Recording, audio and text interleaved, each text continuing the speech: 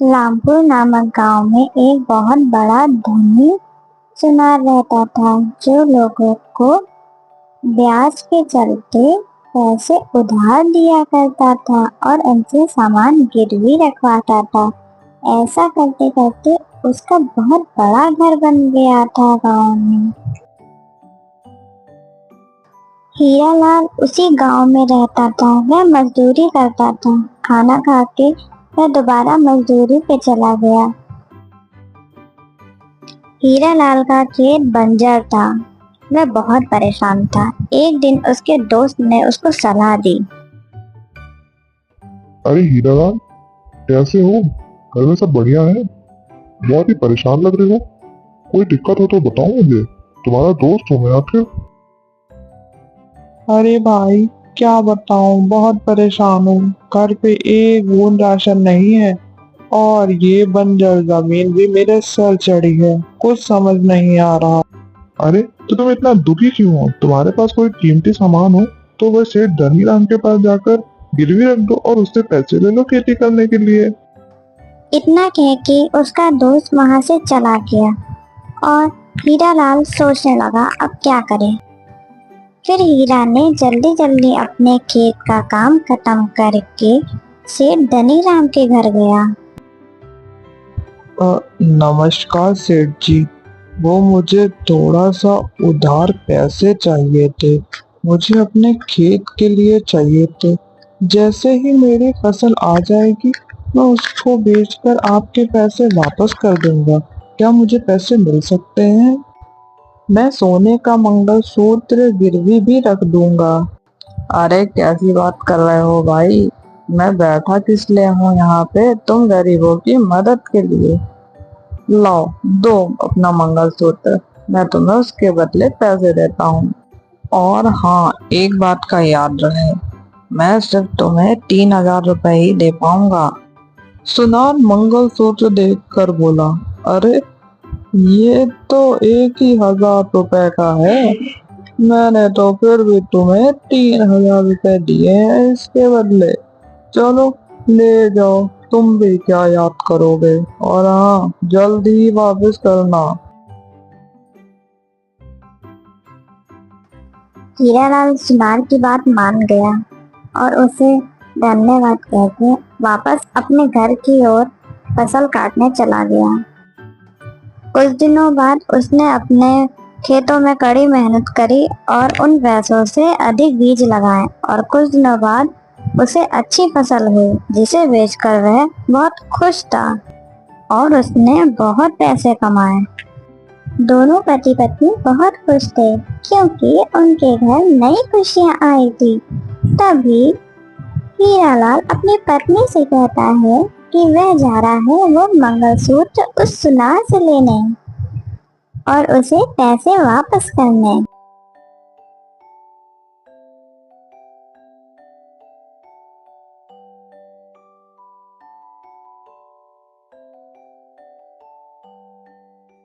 अरे सेठ जी, नमस्कार। कैसा चल रहा है आपका धंधा?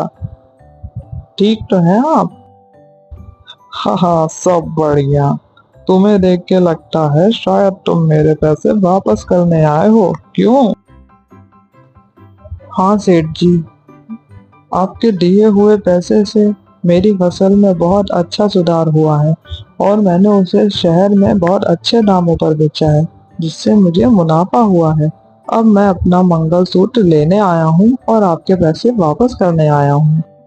हाँ हाँ, चलो, अच्छा है तुम्हारा भी जीवन सुधर गया। आखिर मैं यही चिंता में था कि तुम्हारा मंगलसूत्र कहीं यहीं ना रह जाए। वैसे बैठो, मैं लाता हूँ तुम्हारा मंगलसूत्र। सुनार अपनी अलमारी से वह मंगलसूत्र निकालकर उसे देता है। सेठ जी, ये मेरी पत्नी का मंगलसूत्र नहीं है, ये नकली है। ये किसी और का है शायद। मेरी पत्नी के मंगलसूत्र के पीछे मेरे पिताजी का नाम लिखा हुआ था और इसके पीछे नहीं लिखा है। जरा आप ध्यान से देखिए। अरे, अब तुम ये क्या बात कर रहे हो? तुम्हें क्या लगता है मैंने ये मंगलसूत्र बदल दिया? मैं चोर हूँ? ये बात तुम्हें पहले बतानी चाहिए थी कि तुम्हारे मंगलसूत्र के पीछे तुम्हारे पिताजी का नाम लिखा है। देखो, जो तुमने मुझे दिया मैंने तुम्हें वापस किया। अब तुम जानो और तुम्हारा काम जाने। आज तक किसी ने मेरे ऊपर ऐसा इल्जाम नहीं लगाया। तुम पहले इंसान हो ऐसे। अरे ऐसी बात नहीं है सेठ जी, मैं तो आपके पैसे वापस ही करने आया था, लेकिन वह मेरी पत्नी का मंगलसूत्र है, वो तो मुझे दे दीजिए। एक बार आप देख तो लीजिए, शायद हो आपके पास। अरे भाई, अजीब बेगैरत इंसान हो तुम। कैसे पीछे पड़ गए हो मेरे, जैसे कि मैं चोर। एक तो मैं मदद करूं, ऊपर से मुझे ही झूठ बताओ। वह उदास होके वो मंगलसूत्र लेके वापस जाने लगा। जंगल में चलते चलते उसे उसका दोस्त रास्ते में मिला और उसने उसको वहाँ की सारी बातें बताई। जंगल में चलते चलते उसे उसका दोस्त रास्ते में मिला और उसने उसको वहाँ की सारी बातें बताई। उसने अपने दोस्त को वह मंगलसूत्र भी दिखाया। अरे भाई, तुम परेशान मत हो। तुम गांव के सरपंच जी के पास जाकर ये बात बताओ, वह जरूर तुम्हारा फैसला करेंगे। मुझे कुछ समझ नहीं आ रहा है, मैं क्या करूं? और घर जाकर अपनी पत्नी को मैं क्या बताऊंगा कि उसका मंगलसूत्र मैं नहीं वापस ला पाया? अरे दोस्त, दिल छोटा मत करो। तुम सरपंच जी के पास जाओ और परेशान मत हो, वह जरूर तुम्हारी बात सुनेंगे। हरी अपने दोस्त की बात सुनकर धीरे धीरे सरपंच जी के घर की ओर चलने लगा और उनके पास पहुंचकर उसने सारी आबीती उन्हें बताई। सरपंच जी, सुनार ने मेरा मंगलसूत्र बदल दिया है, मेरी मदद करें। क्या सबूत है तुम्हारे पास कि यह मंगलसूत्र तुम्हारा ही है?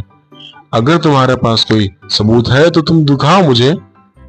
सरपंच जी, वह मंगलसूत्र मेरा पुश्तैनी मंगलसूत्र है, जिसके पीछे मेरे पिताजी का नाम लिखा हुआ है। और जो सुनार ने मंगलसूत्र दिया है उसके पीछे कोई भी नाम नहीं लिखा हुआ है। सरपंच जी के कहने पे सरपंच जी का आदमी उस सुनार को घर लेकर आ जाता है।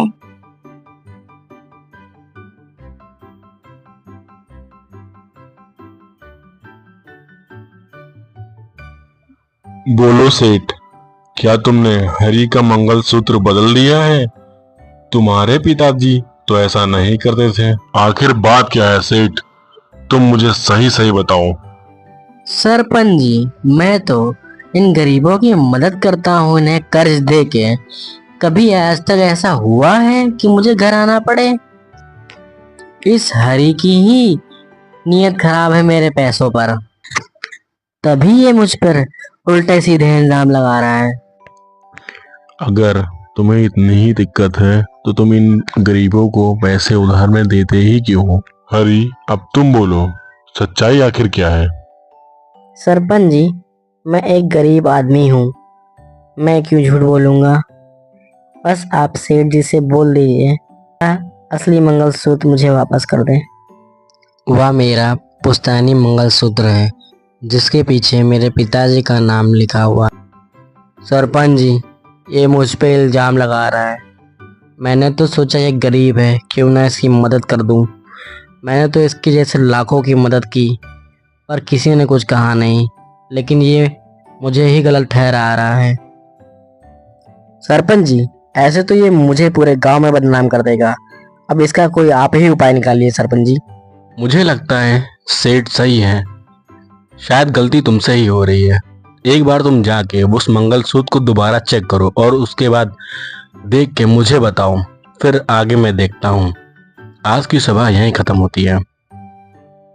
सरपंच जी की बात सुनकर सेठ मन ही मन खुश हो गया कि अब उसकी चोरी नहीं पकड़ी जाएगी। लेकिन हरी उदास हो गया, उसका पुश्तैनी मंगलसूत्र अब उसके पास नहीं था। सरपंच जी के मन में एक ख्याल आया और उन्होंने अपने आदमी से कहा, मुझे लगता है ये सेठ झूठ बोल रहा है। हरी का मंगलसूत्र इसी में रखा हुआ है।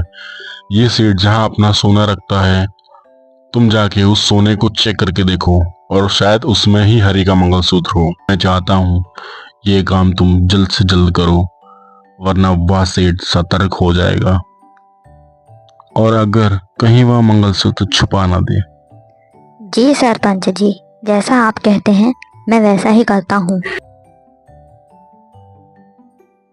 लेकिन ध्यान रहे, तुम्हें बहुत सतर्क होके सेठ के घर जाना होगा, ताकि उसे ये ना पता चले कि तुम मेरे आदमी हो। जी सरपंच जी, उसे बिल्कुल भी नहीं पता चल पाएगा कि मैं आपके आदमी हूँ, और मैं वेश बदल कर जाऊंगा, क्योंकि मेरे पास एक पुश्तैनी हार है जो कि मैं उसके घर गिरवे रखूंगा और देखूंगा कि वह हार वह बदलता है या नहीं। अगर वह बदल देगा तो वह पकड़ा जाएगा।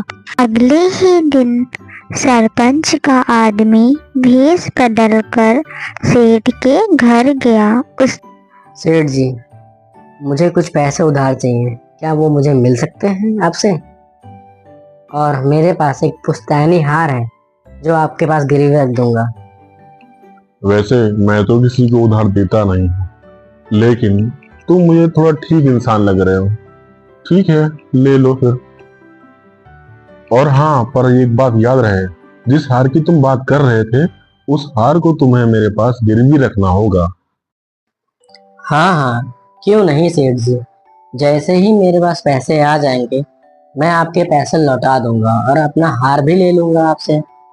सेठ उसे पैसे दे देता है और वह वो पैसे लेकर चला जाता है। कुछ दिन बाद वह सेठ के घर वापस आता है, वह पैसे लौटाने और अपना हीरो का हार ले। सेठ जी, ये लीजिए अपने पैसे और मेरा हार मुझे वापस कर दीजिए। सेठ जब उसका हीरो का हार निकाल रहा होता है, तब वह व्यक्ति देखता है कि हरी का मंगलसूत्र असली वाला उसके ही टोकरे में पड़ा है, और वह जाकर सबको ये बात बता देता है।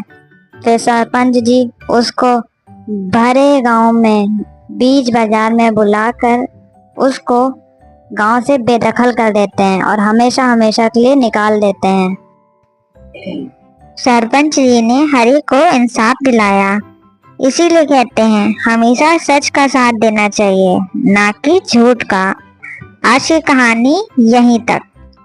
फ्रेंड्स, अगर आपको मेरी स्टोरीज अच्छी लगती हैं तो हमें सब्सक्राइब करें और नई वीडियो के लिए बेल आइकन जरूर क्लिक करें। Thank you.